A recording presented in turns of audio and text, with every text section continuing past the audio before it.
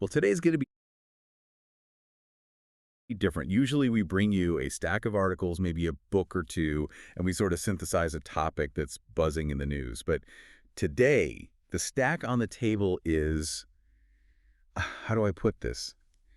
It's chronologically confused, but thematically, it's pretty terrifying. Confused is a very polite way to put it. I mean, we are looking at a collection of documents that span, what, thousands of years. It's kind of all over the place. Right. We have ancient apocryphal scripture. We have a text that claims to be the secret history of the first murderer. And then right on top of all that, we have this chaotic modern intelligence dump about AI and sitcoms. It sounds like a complete mess, honestly. But when you actually sit down and read them, which we have for hours, you start to see a thread, a very, very dark thread. Exactly. And I think we need to set the expectation for you, the listener, immediately. This isn't a deep dive into history as you learned it in high school. Not even close. No. This is a deep dive into an alternate timeline, a shadow history. The sources we have today argue that history hasn't been a progression toward, democracy or enlightenment. Far from it.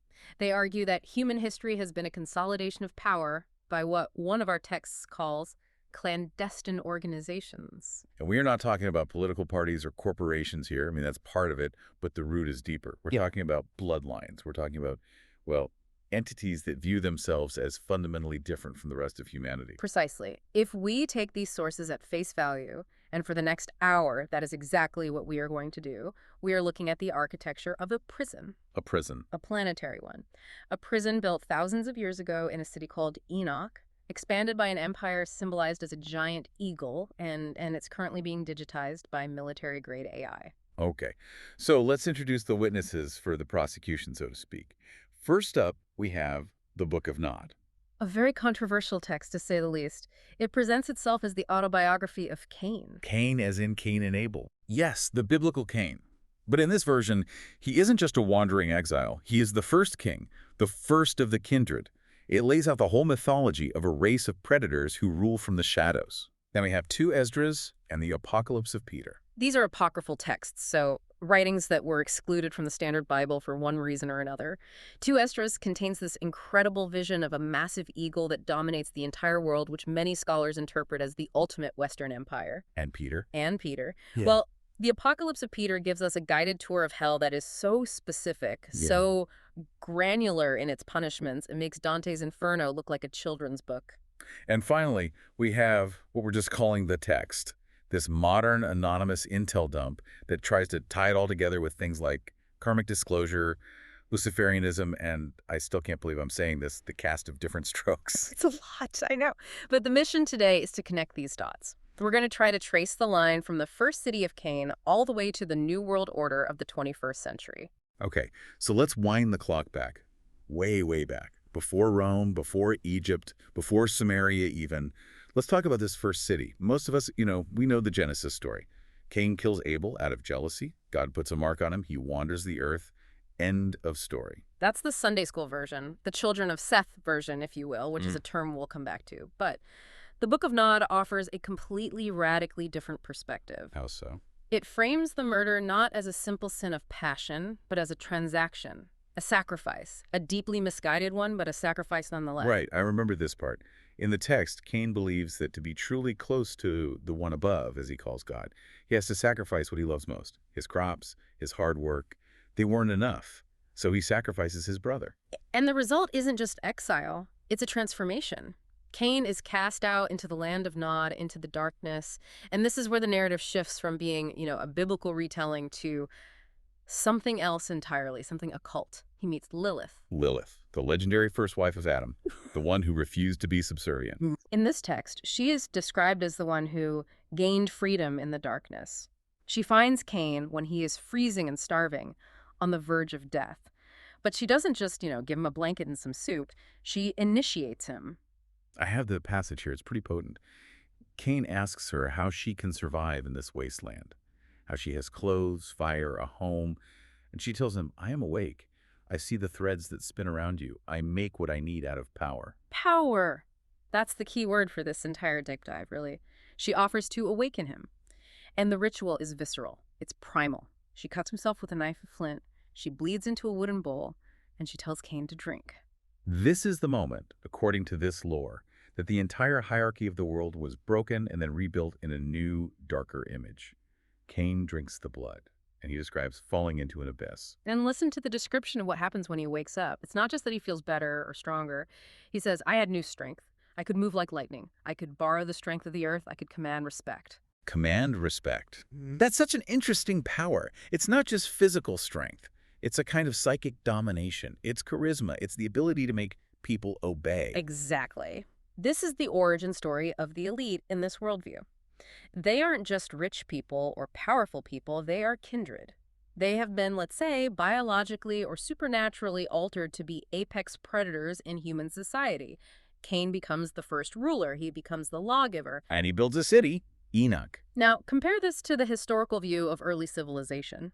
We usually think of the first cities as, cooperative efforts for farming, for protection. But the Book of Nod describes Enoch as a fortress of stratification from day one. So it was never equal. Never. You have the children of Cain, the awakened ones, the blood drinkers at the top, and then you have the children of Seth. That's us, the regular people, the descendants of Adam and Eve's third son. And the text is brutal in its description of us. It says, the children of Seth made him king. They served him. But it goes further than that. Later in the text, in the section on the traditions, it says, we will watch over his children as if they were our own. And in return, they will serve us all of their days. It sounds like a protection racket, like the mob. It's worse than that. It's a farm. The text explicitly, in multiple places, refers to humanity as a herd.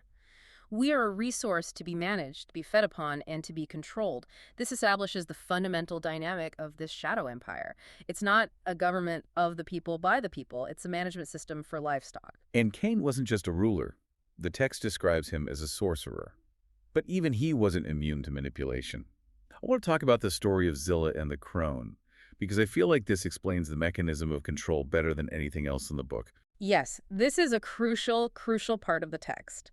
So Caine, this all-powerful ruler, falls in love, or maybe just lust, with his own great-granddaughter Zillah. But she wants nothing to do with him. She's not impressed by his power, his lightning speed, none of it. So he can't win her over naturally. He can't use his command respect power on her for some reason, so what does he do? He goes looking for a shortcut, the cheat code. He seeks out a mysterious figure called the crone. Now, the text is very vague about who or what she is. She might be a survivor from a pre-Adamite world, or a demon, or what the book calls a moon beast. But she possesses a different kind of magic, a deeper, more subtle kind. And she tricks him. She tricks him, badly. She agrees to help him win Zillah's love, but she tricks Caine into drinking her blood first as part of the ritual. And suddenly the tables are turned completely. Caine the master is the one on his knees. He falls hopelessly in love with the crone. He is terrified of her leaving him. This is the introduction of what the text calls the blood bond. It says he was bound to her as surely as any prisoner. It's not love, it's chemical enslavement. It's a synthetic emotion. The crone teaches Caine how to make this elixir, and he then uses it on Zillah. So Zillah drinks it, and suddenly she loves Caine. But is it love? No. The text is clear. It's slavery masked as affection. And I want you, the listener, to really sit with that idea for a second. The foundation of this first city, this first empire, wasn't law or justice. It was the discovery that you can manufacture consent. Wow. If you can get people to willingly consume your blood, which could be a metaphor for your ideology, your media, your technology, they will love you. They will fight for you. They will defend their own prison. That's an incredibly disturbing concept when you map it onto modern politics or media. It's meant to be. Caine eventually breaks free by killing the crone. Violence is always the final answer for him. But the method, the technology of the blood bond remained. The kindred learned that they could rule not just by brute force, but by addiction, by binding the children of Seth to them emotionally and psychologically. Okay, so Enoch eventually falls. The Great Flood happens, which, by the way, the text claims was an event sent specifically to wipe out Caine's brood. A cleansing of the earth that failed. Because, as the story goes, they hid. They survived in the high places and in the deep earth. They weathered the storm. And they rebuilt. They spread out across the world. Which brings us to our second source, and a massive jump forward in time. Let's talk about 2 Esdras, the vision of the eagle. Yes. This is where we move from the sort of personal mythological history of the elites to the grand geopolitical structure they built. The prophet, Ezra, has a nightmare, and in this nightmare, he sees a gigantic eagle rising from the sea. Let's describe it because the imagery is so specific and so important. It has 12 feathered wings and 3 heads, and it spreads its wings over the whole earth. It's a global power. And the text says, no one spoke against him, not even one creature that was on the earth. This represents total, unquestioned hegemony, a global superpower. The interpreting angel in the vision tells Ezra that this eagle is the 4th kingdom, prophesied in the book of Daniel. Historically, scholars often said this was the Roman Empire. Rome is the root, yes. Rome is the DNA. But in the context of our deep dive today, and especially when you look at the modern text in our stack, this eagle represents the entire Western Empire that inherited Rome's legacy. Britain, Spain, and ultimately the modern globalist system. And the text describes how the wings rule. They stand up one by one, they rule for a time, and then they disappear. One passage says, and the second reigned and held it a long time. These are kings, presidents, prime ministers, regimes. They provide the illusion of change, the illusion of succession. One falls, another rises. But the eagle, the body, the deep state, the system, it remains constant. But notice the detail about the heads. This is crucial. The 3 heads, they are resting, they're asleep, they stay silent while all the wings are doing the work and making all the noise. This is the key. The text says the heads are preserved for the last days. They represent the true hidden power structure, the real command and control. While the wings, the public politicians, are distracting the masses with their squabbles, the heads are sleeping, waiting for the right moment to take direct, overt control. And what happens when they do wake up? The text says they renew many things, but they rule more oppressively than all who were before them. And that is a chilling paradox, isn't it? Renewal usually sounds good, but here it means a new order that is far more tyrannical than the old chaos it replaces. Now, I want to connect this eagle, this symbol of empire, to the specific claims of historical oppression that are found in our modern source. The modern text explicitly talks about Spain and ships. Yes, this is where the shadows of empire theme becomes concrete, verifiable history. The modern source mentions a prophecy about a return to their lands and specifically references Spain sending ships as a form of, quote, repentance. So it's linking the symbol of the eagle directly to the colonial expansion into the Americas. Absolutely. Think about the eagle spreading its wings over the earth. What is that if not the colonial map?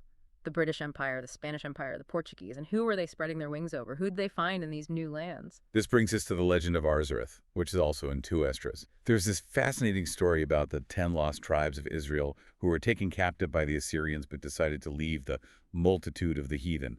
Right. They wanted to keep their own laws, their own traditions. So according to the text, they traveled for a year and a half to a more distant region where mankind had never lived. And the region was called Arzareth. Many theorists, and our sources today seem to support this idea, identify Arzareth as the Americas. It fits the description perfectly, doesn't it? A land where mankind had never lived, at least from the perspective of the Old World. A year and a half journey by ship is plausible. If this theory holds any water, then the indigenous peoples encountered by Columbus and the conquistadors, the Maya, the Aztecs, the Inca, the North American tribes, were the descendants of this peaceable multitude. And so when the eagle, in the form of Spain and other European powers, arrives, It's not a discovery, it's an assassination. It's the empire hunting down the escapees from its system. The violent devastation that's mentioned in the modern text refers to the genocide of these peoples. The eagle landed in Arzareth and devoured it whole. the modern text doesn't mince words. It talks about mass slaughter and subjugation.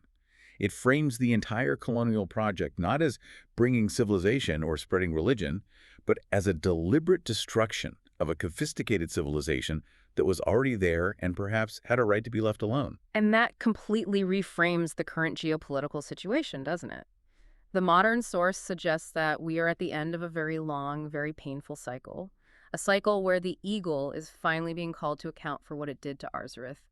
That line, Spain sending ships, suggests a reversal, a return, a karmic rebalancing. A karmic disclosure. Exactly, which segues perfectly into our next section, because how does this empire, this eagle, manage to keep control for so long?